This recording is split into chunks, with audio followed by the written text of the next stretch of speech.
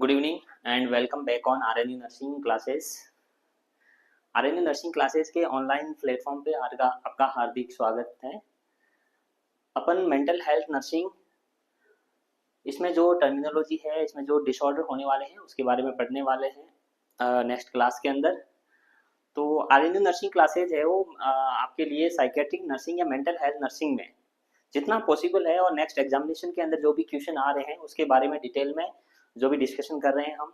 और आगामी जो एग्जामिनेशन है, जो कंपटीशन एग्जामिनेशन है, उसमें जो उस कंपटीशन एग्जाम के अंदर मोस्ट ऑफ जो क्वेश्चन आने के ज़्यादा चांसेस है उसके बारे में भी हम डिटेल में आपको बता रहे हैं। आपको सक्सेस होने के लिए RNU नर्सिंग क्लासेस के ऑनलाइन प्लेटफॉर्म से जुड़ा रहना चाहिए। और नेक्स्ट हम बढ़ते हैं मेंटल हेल्थ नर्सिंग के अंदर। नेक्स्ट टॉपिक है वो है मेमोरी।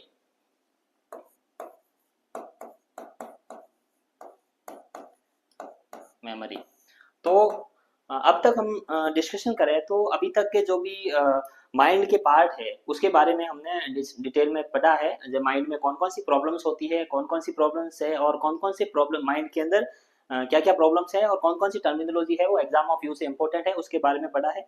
फर्स्ट ऑफ हमने कॉन्शियसनेस में कौन कौन सी प्रॉब्लम्स आती थी उसके बारे में पढ़ा। क्लाउडेड कॉन्शियसनेस है, कंफ्यूजन है, कॉमा विजिल है वगैरह, ठीक है, स्टूपर है। तो ये सब हमने डिटेल में प्रीवियस जो क्लासेस थे उसके अंदर डिस्कशन किया है। तो अभी जब हम ये पढ़ रहे हैं ये टर्मिनोलॉजी है। एग्जाम ऑफ यू में कौन कौन से ऐसे क्वेश्चन आते हैं, जैसे कॉन्शियसनेस का कोई स्टूपर है, वो एग्जाम में आपके पास स्टूपर का क्वेश्चन आ गया तो आपको उसकी स्टूपर क्या होता है उसके बारे में पता होना जरूरी है। इसके अलावा क्या होता है कि कौन सी प्रॉब्लम्स है वो किसका डिस्टर्बेंस है। जैसे स्टूपर दे दिया, स्टूपर है वो किसका डिस्टर्बेंस है, जैसे एक्टिविटी का है, परसेप्शन का है, मेमोरी का है, ठीक है, या फिर कुछ और किसी का डिस्टर्बेंस है। तो ऐसे भी क्वेश्चन है वो मोस्ट ऑफ एग्जाम के अंदर बहुत बार क्वेश्चन पूछे गए हैं इसी वजह से कि ये है वो किसका डिस्टर्बेंस है ऐसा।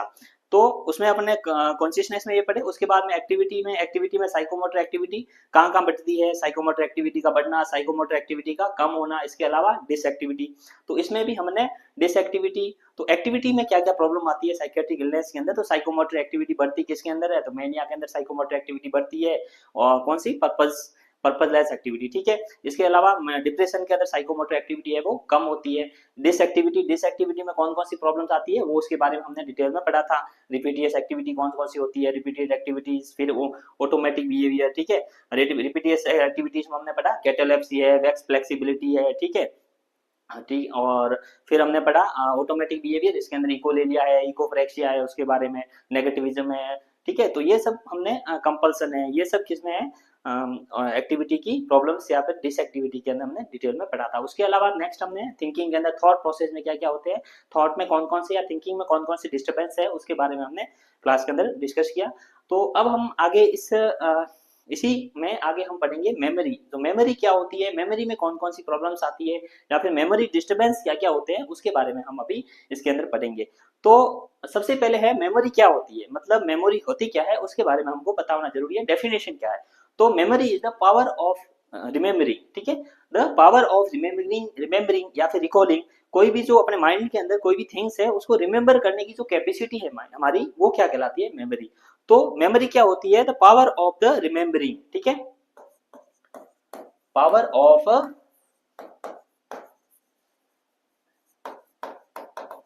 Of remembering is called memory, is called memory. तो मेमोरी क्या होती है, memory is the power of remembering या फिर रिमेम्बरिंग, यहाँ पर हम बोल सकते हैं रिकॉलिंग,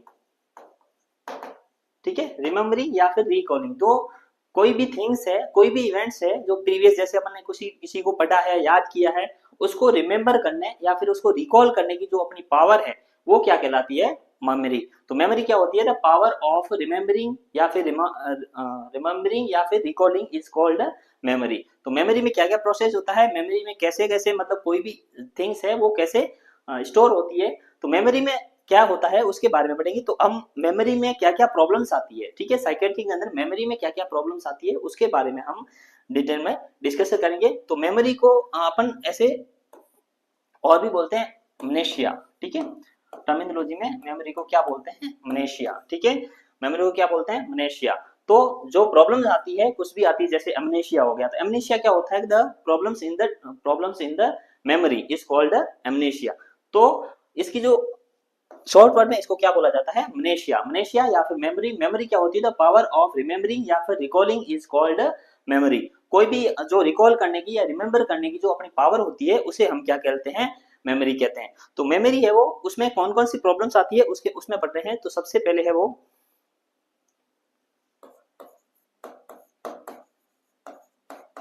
मेमोरी। मेमोरी में क्या क्या प्रॉब्लम्स आती है, ठीक है। मेमोरी में क्या क्या प्रॉब्लम्स आती है वो है, सबसे पहले है वो है hyper amnesia. Hyper hyper amnesia, hyper amnesia, amnesia. Second one है वो है एमनीशिया, ठीक है। और थर्ड वन है वो है हाइपर एमनीशिया, एमनीशिया, और सेकंड है वो है पारा एमनीशिया।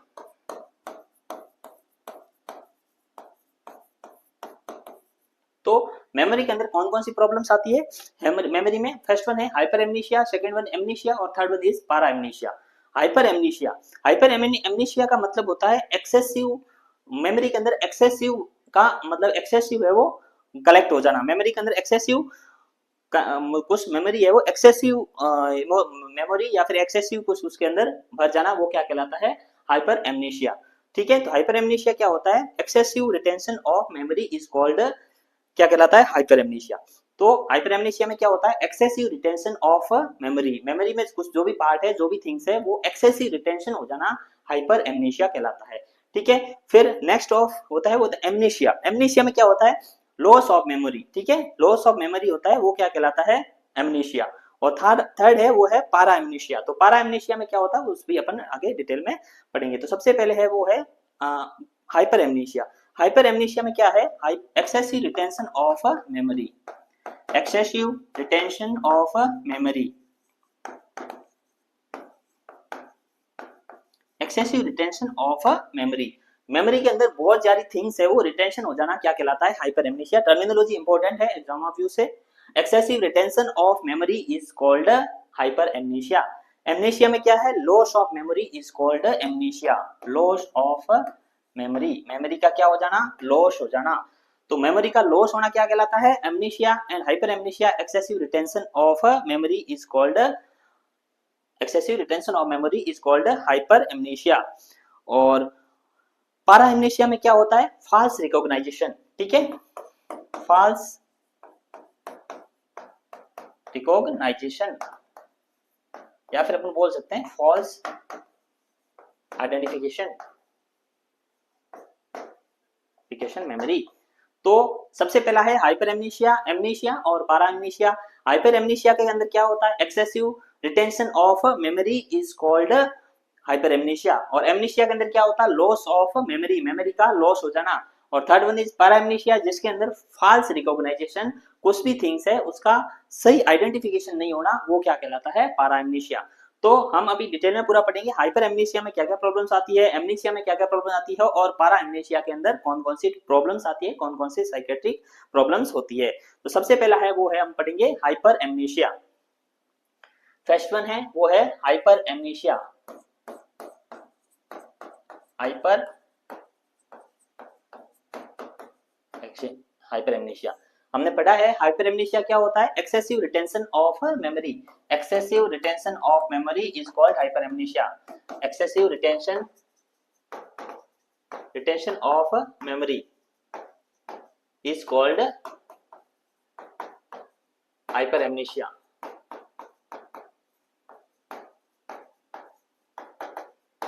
ठीक है। Excessive retention of memory is called hyper amnesia. तो मेमोरी का क्या होना, जब बहुत ज्यादा मेमोरी के अंदर रिटेंशन हो जाना, बहुत सारी थिंग्स के अंदर रिटेंशन हो जाना क्या कहलाता है, हाइपर एमनीशिया। तो ये अपने थिंग्स किसके अंदर मिलती है, मोस्ट ऑफ बहुत सारे डिसऑर्डर होते हैं, साइकेट्रिक प्रॉब्लम्स होती है जिसके अंदर हाइपर एमनीशिया की प्रॉब्लम्स होती है। मोस्ट ऑफ जैसे मेनिया, मेनिया का पेशेंट होता है उसके अंदर सबसे ज्यादा क्या होता है, हाइपर एमनीशिया होता है, क्योंकि उसका ये काम है बार फालतू की बातें बहुत बहुत मतलब जो थिंग्स है वो नहीं सोचनी होती, उसके बारे में ज्यादा सोचेगा, थॉट प्रोसेस बहुत ज्यादा फास्ट हो जाता है, एक्टिविटी बढ़ जाती है। तो मेनिया का पेशेंट होता है उसमें मोस्ट ऑफ जो भी साइकेट्रिक प्रॉब्लम्स होती है, जो भी माइंड्स के प्रोसेस होते हैं वो इंक्रीज हो जाते हैं, इंक्रीज होने के कारण से माइंड के जो भी सिस्टम है वो बढ़ जाते हैं। जैसे मान लो एक्टिविटी बढ़ जाती है, ठीक है, और कॉन्शियसनेस में बहुत ज्यादा लेवल होते हैं, स्टूपर है, मतलब एक्टिविटी बढ़ जाती है। तो इसके अंदर मेनिया में क्या होता है, हाइपर एमनीशिया मतलब एक्सेसिव बहुत सारी थिंग्स होती है, वो मेमोरी के अंदर रिटेंशन कर लेता है, मतलब फालतू की बात है, जिस बातों का कोई लेना देना ही नहीं है, वो बहुत ज्यादा एक्सेसिव मेमोरी में फिल कर देता है। फिर याद करके उन्होंने मेरे साथ में ये किया, मेरे साथ में उसने मतलब फालतू की ये किया, या फिर कुछ कुछ पहले का बहुत सारा पुराना कोई इवेंट्स होगा उसको भी याद करके फिर उस टाइम बताएगा कि मतलब मेरे जो मेनिया के पेशेंट होते हैं उसकी बात कर रहे हैं, वो बार में रिकॉग्नाइज करके बताता है कि मेरे को बहुत 4-5 साल पहले क्या थिंग्स हुई थी, वो सब मतलब ऐसे मेमोरी में याद रख के वो भरा हुआ रखता है और फिर बाद में लोगों को मतलब बताता है उसके बारे में। तो ये क्या होता है, एक्सेसिव रिटेंशन ऑफ मेमोरी या फिर हाइपर एमनीशिया है, वो किसमें देखने को मिलता है, वो मोस्ट ऑफ मेनिया के पेशेंट होते हैं उसके अंदर देखने को मिलता है। इसके अलावा schizophrenia, paranoid schizophrenia, paranoid schizophrenia, paranoid schizophrenia के केस होते हैं, उसमें भी क्या होता है, हाइपर एमनीशिया है वो देखने को मिलता है। और हाइपर एमनीशिया क्या होता है, ये अपन ने पढ़ लिया कि excessive retention of memory is called hyper amnesia. और मेनिया के अंदर और पैरानॉइड सिजोफ्रेनिया के पेशेंट होते हैं, इसके अंदर हाइपर एमनीशिया है वो देखने को मिलता है।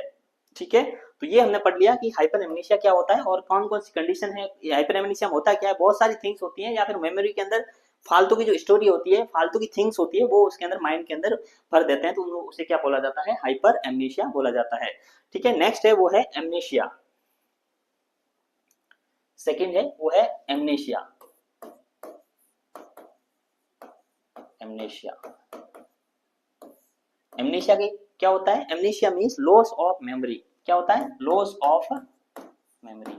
इसमें क्या हो गया, मेमोरी का लॉस हो जाता है, मतलब मेमोरी में कुछ याद नहीं रहता है। ठीक है, रिकॉग्नाइजेशन या रिकॉलिंग या रिमेम्बरिंग करना क्या हो जाता है, रिमेम्बरिंग कैपेसिटी है वो क्या हो जाती है, लॉस हो जाती है, तो उसे क्या बोला जाता है, एमनीशिया।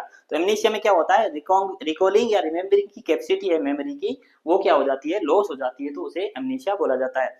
और एमनीशिया है वो कितने टाइप का होता है, 3 टाइप्स का होता है। सबसे पहला एमनीशिया है वो है रिट्रोग्रेड एमनीशिया, रिट्रोग्रेड एमनीशिया।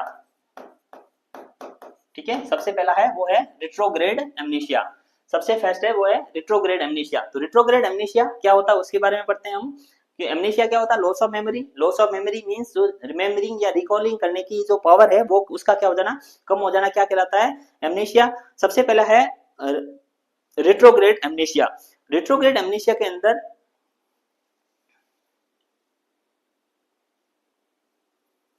ठीक है, तो क्या है रिट्रोग्रेड एमनीशिया। तो रिट्रोग्रेड एमनीशिया क्या होता है, क्या मतलब इसमें क्या होता है कि आपने देखा होगा कई सारे केस होते हैं जिसके अंदर कोई एक्सीडेंट या ट्रॉमा केस हो जाते हैं, उसके बाद में क्या होता है कि जो रिटेंशन पावर है मेमोरी की वो तो सही रहती है, लेकिन जो इवेंट्स हुआ है एक्सीडेंट से पहले की जो मेमोरी होती है वो पूरी लॉस हो जाती है। मतलब जो कुछ इवेंट्स होता है, एक्सीडेंट है या फिर एक्सीडेंटल केस या फिर कुछ ऐसा एकदम से सडन कुछ मिसहैपनिंग वगैरह हो जाती है, उसमें क्या होता है, रिट्रोग्रेड एमनीशिया हो जाता है। रिट्रोग्रेड एमनीशिया में क्या होता है कि जो प्रेजेंट की मेमोरी है और आगे जो रिकॉल करने की कैपेसिटी है वो प्रेजेंट रहती है, लेकिन जो प्रीवियस कुछ इवेंट्स हुआ है उससे पहले की पूरी मेमोरी है वो क्या हो जाती है, लॉस हो जाती है। तो क्या होता है इसके अंदर, रिट्रोग्रेड के अंदर जो लॉस ऑफ मेमोरी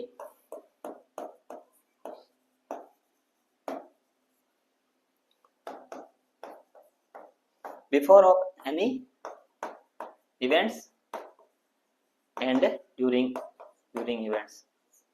इवेंट्स या एक्सीडेंट्स।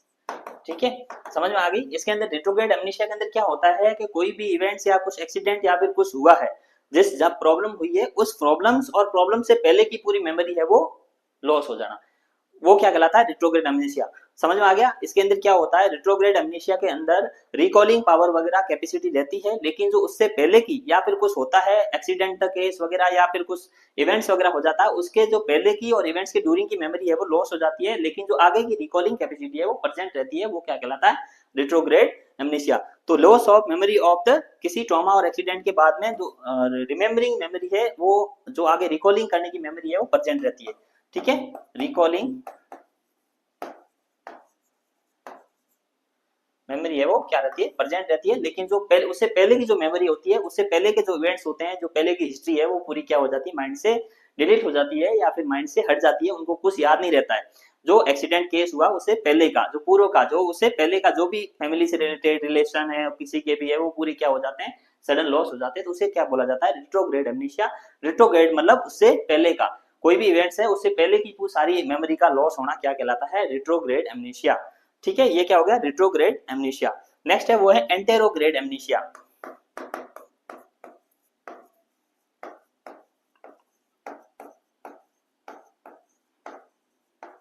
एमनीशिया, ठीक है, नेक्स्ट है वो है एंटेरोग्रेड एमनीशिया। एंटेरोग्रेड एमनीशिया में क्या होता है, रेट्रोग्रेड में तो अपन समझ गए कि जो रिटेंशन पावर है वो आगे की तो कैपेसिटी रहेगी, लेकिन उससे पहले की जो मेमोरी थी वो लॉस हो गई है, पहले की मेमोरी और ड्यूरिंग इवेंट्स की मेमोरी, ये तो लॉस हो जाती है, तो रेट्रोग्रेड एमनीशिया। एंटेरोग्रेड एमनीशिया के अंदर क्या होगा कि पहले की मेमोरी है वो पड़ी है, लेकिन आगे जो रिमेम्बरिंग है, आगे जो उस इवेंट्स के बाद में उस वो केस हो जाता है, एक्सीडेंट हो जाता है कोई पेशेंट का, या फिर उसके बाद की जो है आगे रिकॉलिंग नहीं होती, आगे की मेमोरी है वो मतलब जो प्रेजेंट नहीं होगी या फिर वो आगे रिकॉल नहीं कर पाएगा, तो वो क्या होता है एंटेरोग्रेड एमनेशिया। एंटेरोग्रेड में क्या हुआ, रिटेंसिंग पावर है वो क्या हो जाती है, लॉस हो जाती है।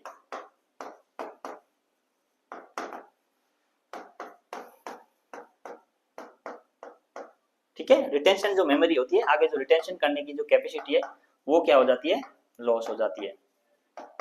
ठीक है, समझ में आ गया। तो एंटेरोग्रेड एमनेशिया और रिट्रोग्रेड एमनेशिया में क्या डिफरेंस होता है, इसमें आपको अच्छे से समझ लेना चाहिए। रिट्रोग्रेड एमनेशिया के अंदर क्या होगा, उस जो कुछ इवेंट्स होता है उससे पूर्व की, पहले की जो भी बिफोर की जो भी मेमोरी होती है वो लॉस हो जाती है, उसके साथ साथ जो इवेंट्स हुआ है वो भी मेमोरी लॉस हो जाती है, लेकिन आगे जो कैपेसिटी है, रिमेम्बरिंग है, रिटेंशन की कैपेसिटी है वो क्या रहेगी, प्रेजेंट रहेगी और उसको याद रख सकता है, वो क्या होता है रिट्रोग्रेड एमनेशिया।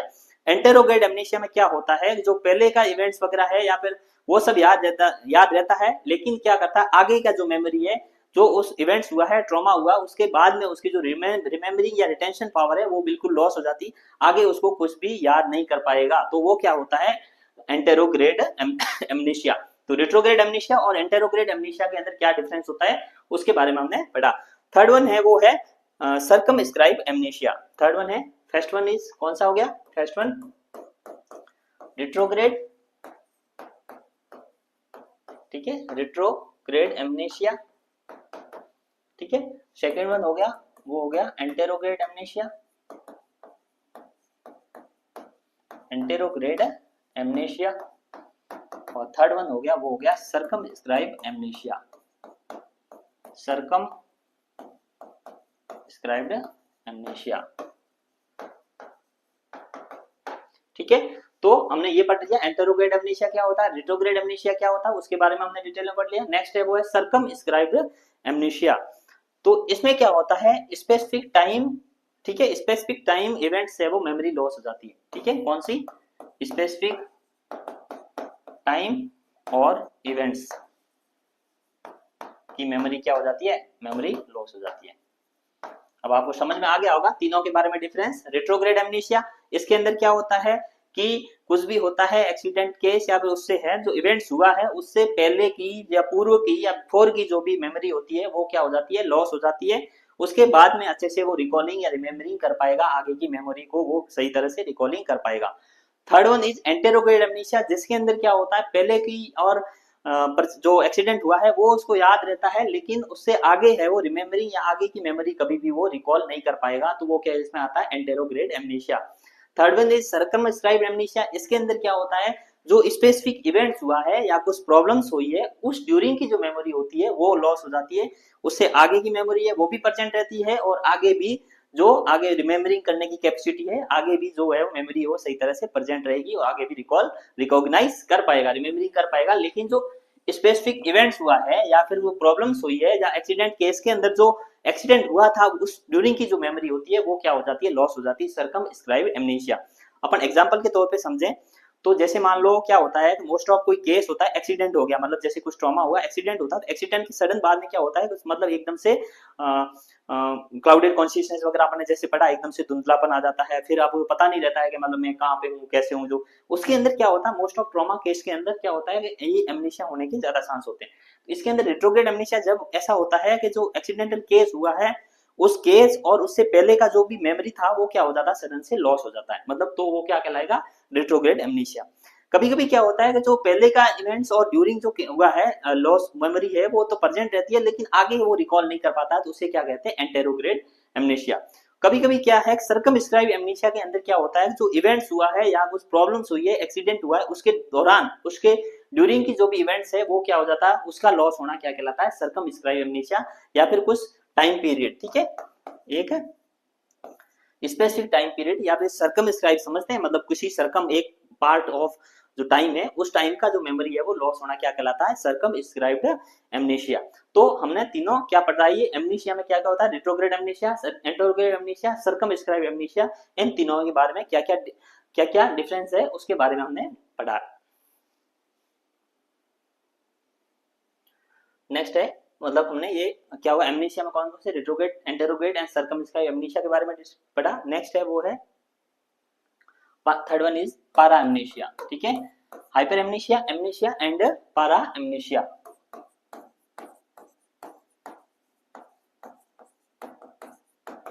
पारा एमनेशिया, ठीक है।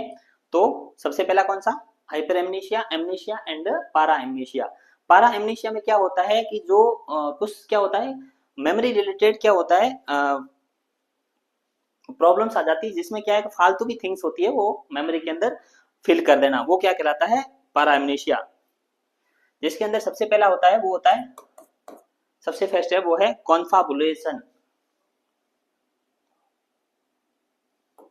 कॉन्फाबुलेशन सबसे फर्स्ट है वो है कॉन्फाबुलेशन। कॉन्फाबुलेशन, कॉन्फाबुलेशन में क्या होता है कि किसी भी कुछ जैसे मान लो कुछ इवेंट्स हो गया, कुछ एक्सीडेंट वगैरह केस हो गया, अपन उसी को लेके चलते हैं। तो उसमें क्या होता है कि जो आप पढ़ रहे थे retrograde amnesia, anterograde amnesia, circumscribed amnesia. तो कॉन्फाबुलेशन में क्या होता है, जो सर्कमस्क्राइब एमनेशिया का पार्ट है उसके अंदर लॉस नहीं होकर के उसके अंदर कुछ फालतू की हिस्ट्री या मेमोरी वगैरह फिल कर देना। पारा एमनेशिया में क्या है, कुछ फाल्स मेमोरी या फिर रिकॉग्नाइजेशन, ठीक है। इसमें क्या होता है कुछ गलत रिकॉग्नाइजेशन करना या फिर फॉल्स रिकॉग्नाइजेशन करना, वो क्या कहलाता है पारा एमनेशिया। तो कॉन्फाबुलेशन क्या होता है कि ऐसा मतलब कोई भी केस एक्सीडेंट हो जाता है तो उसमें क्या होता है कि जो केस एक्सीडेंट हुआ है उस ड्यूरिंग का जो मेमोरी है उसके अंदर कुछ अदर थिंग्स वगैरह है वो मेमोरी में फिल्ड हो जाती है, तो वो क्या कहलाता है कॉन्फाबुलेशन। कॉन्फाबुलेशन में क्या होगा कि मतलब उसको सब कुछ याद है, पहले की हिस्ट्री याद है, एक्सीडेंट वगैरह वो याद हुआ, लेकिन जो एक्सीडेंट हुआ है उसके ड्यूरिंग की मेमोरी है वो उसके अंदर किस अदर थिंग्स है, अदर कुछ मेमोरी हिस्ट्री वगैरह कुछ और इवेंट्स वगैरह है वो फिल हो जाता है, तो उससे क्या कहलाता है कॉन्फाबुलेशन, ठीक है। तो सर्कम स्क्राइब एमनेशिया था, ठीक है,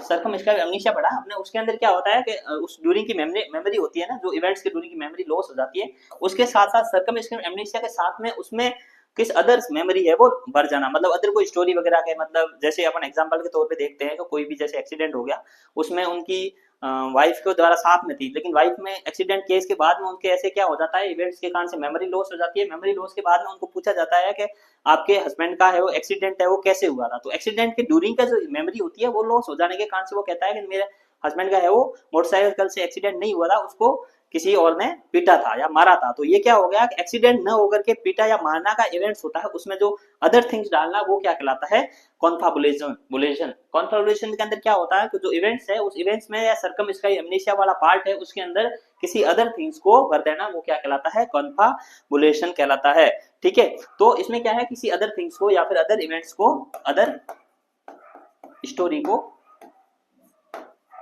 फिल करना, ठीक है, अदर स्टोरी को उसमें क्या कर देना फिल करना, क्या कहलाता है कॉन्फाबुलेशन कहलाता है। तो कॉन्फाबुलेशन क्या होता है, ये पारा एमनेशिया के अंदर आता है कॉन्फाबुलेशन। सेकंड है वो है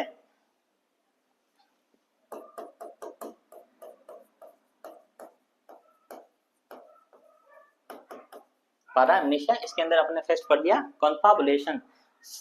नेक्स्ट है वो है सेकंड वन है वो है डेजा व्यू, डेजा व्यू, डेजा व्यू, ठीक है, डेजा व्यू, ठीक है, डेजा व्यू ये भी टर्मिनोलॉजी एग्जाम ऑफ व्यू से इंपॉर्टेंट है। इसमें क्या होता है, इसमें ये भी मेमोरी का इशू है, मेमोरी की प्रॉब्लम है, जिसमें क्या होता है familiarity with unfamiliar situation.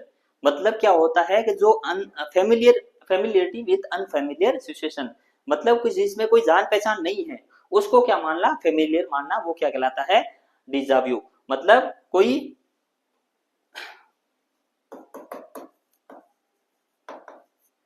Identify familiarity, familiarity with unfamiliar persons, familiar person या सिचुएशन और सिचुएशन।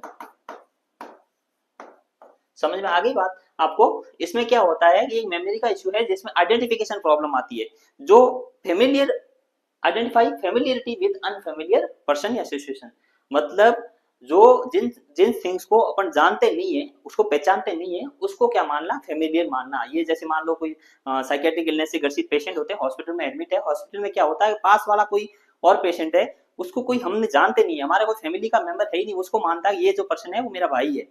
तो ये क्या है, दैट इज द डिजाव्यू। डिजाव्यू में क्या होता है कि जो फेमिलियर पर्सन, मतलब फेमिलियरिटी मनाना किसके साथ में, जो फेमिलियर पर्सन नहीं है, अनफेमिलियर है, उनको फेमिलियर मानना। जैसे मतलब मैंने आपको एग्जांपल के तौर पे बता दिया, जैसे मतलब हॉस्पिटल में है, उसमें क्या होता है, मेमोरी में उसको याद रहना कम हो जाता है, जिसके कारण से हॉस्पिटल में कोई अदर पर्सन है या अदर कोई पेशेंट का रिलेटिव है, उसको मानता है ये जो मेरा है वो ब्रदर है। तो वो क्या होगा, फेमिलियरिटी विद अनफेमिलियर पर्सन या अनफेमिलियर या रिकॉग्नाइज नहीं किया हुआ ये थिंग्स है, मतलब कुछ वहां पड़ा, जैसे मान लो कुछ कटोरी पड़ी है या फिर उनका कुछ सामान पड़ा है, ये सामान है ये मेरा है, ऐसा कहना, मतलब जैसे वो सामान उनका है ही नहीं लेकिन वो बोलता है मेरा है, तो वो क्या कहलाता है, फेमिलियरिटी। तो डिजाव्यू में क्या प्रॉब्लम में क्या होता है, फेमिलियरिटी विद अनफेमिलियर सिचुएशन या पर्सन, वो क्या कहलाता है, डिजाव्यू। डेजाव्यू, ठीक है। थर्ड वन है वो है जामाशेव्यू, ठीक है, ठीक है, जामाशेव्यू, ठीक है। जामाशेव्यू के अंदर क्या होता है, ये सेम इसका उल्टा होगा, अनफेमिलियरिटी विद फेमिलियर सिचुएशन, ठीक है, क्या होगा, अनफेमिलियरिटी विद फेमिलियर पर्सन या सिचुएशन। समझ में आ गई।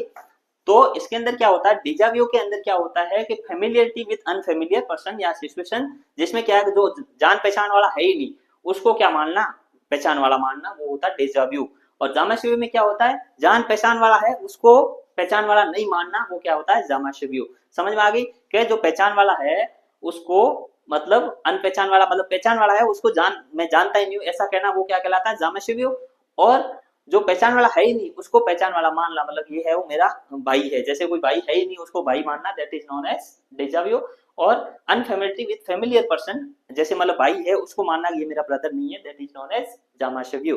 तो unfamiliarity with familiar person is known as क्या होगा, जामाशेव्यू, ठीक है। जैसे मतलब अपन जामाशेव्यू करें तो क्या होता है, हॉस्पिटल में पेशेंट एडमिट रहता है साइकेट्रिक इलनेस से ग्रसित, उसके बाद में घर आता है, तो घर में उसका ब्रदर है, उसको कहता है ये मेरा भाई नहीं है, इसको मैं जानता ही नहीं हूँ, तो वो क्या कहलाता है, जामाशेव्यू होगा, ठीक है, क्योंकि वो क्या कर रहा है, अनफेमिलियरिटी कर रहा है फेमिलियर पर्सन के साथ में, जिनको जान पहचान रहा है उनको पहचान नहीं पा रहा है, तो वो क्या कहलाता है, जामाशेव्यू। तो ये क्या है, जो फेमिलियर रिकॉग्नाइजेशन है मेमोरी का, मेमोरी में कुछ क्या है, डिफरेंशिएशन है, मेमोरी की प्रॉब्लम से वो क्या होता है, ये होता है पारा एमनेशिया। तो पारा एमनेशिया में सबसे पहला क्या था, कन्फर्बुलेशन।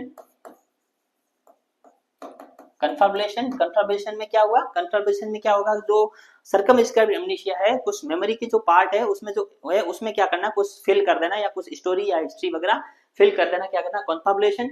डिजाव्यू के अंदर क्या होगा, identify the familiarity with unfamiliar person या सिचुएशन, उसको बोलते हैं डिजाव्यू।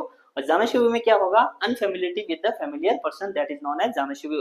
तो ये भी टर्मिनोलॉजी है वो इंपॉर्टेंट है एग्जाम ऑफ यू के अंदर, इसमें आप एग्जांपल वगैरह आगे एग्जाम में क्वेश्चन पढ़ेंगे, तो डिटेल में हम जो क्वेश्चन ऑब्जेक्टिव टाइप क्वेश्चन पढ़ेंगे तो उसके अंदर अपन को अच्छे से समझ में आ जाएगा वही, जो फेमिलियरिटी है उसके साथ में अनफेमिलियर होना डिजाव्यू, और अनफेमिलियरिटी होना फेमिलियर के साथ में वो क्या करता है, जामाशेव्यू करेगा।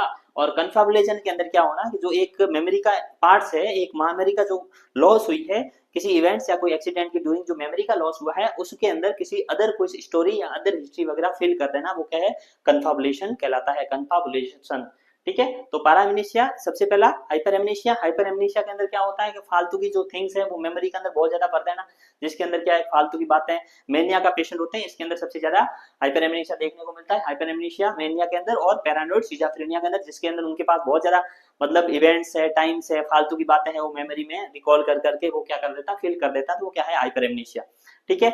सेकंड वन है एमनेशिया। एमनेशिया में क्या होता है, लॉस ऑफ मेमोरी, मेमोरी का लॉस होना। लॉस ऑफ मेमोरी है वो 3 टाइप की होती है, वो होती कौन कौन सी, रेट्रोग्रेड एमनेशिया, एंटेरोग्रेड एमनेशिया और सर्कमस्क्राइब्ड एमनेशिया।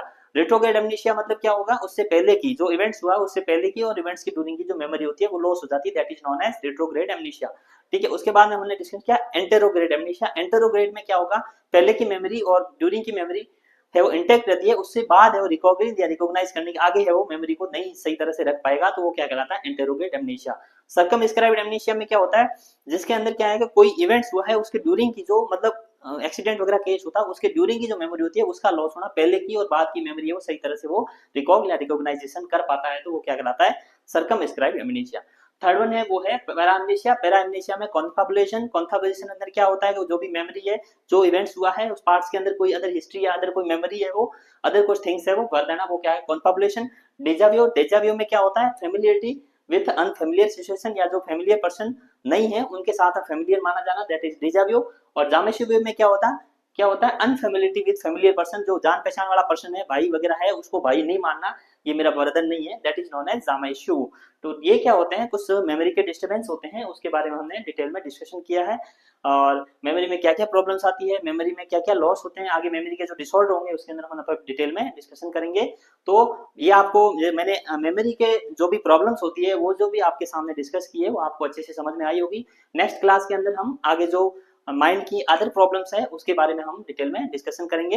ठीक है, thank you very much, join for RNU nursing classes. आगे जुड़े रहिए आप आरएनयू नर्सिंग क्लासेस से, जिससे आपके जो नेक्स्ट एग्जामिनेशन है, कंपटीशन एग्जामिनेशन है, पीएसआईसी है, डीएसएसबी है, उसमें आप अच्छे से साइकेट्रिक नर्सिंग के अंदर जो भी कंपटीशन एग्जाम में क्वेश्चन आएंगे वो आप अच्छे से कर पाओगे। और आगे हम जो कंपटीशन के एग्जाम के जो टर्म पढ़ते हैं, टर्मिनोलॉजी पढ़ते हैं, उसमें जो भी क्वेश्चंस है उसके बारे में डिटेल में डिस्कशन करेंगे। तो थैंक यू वेरी मच।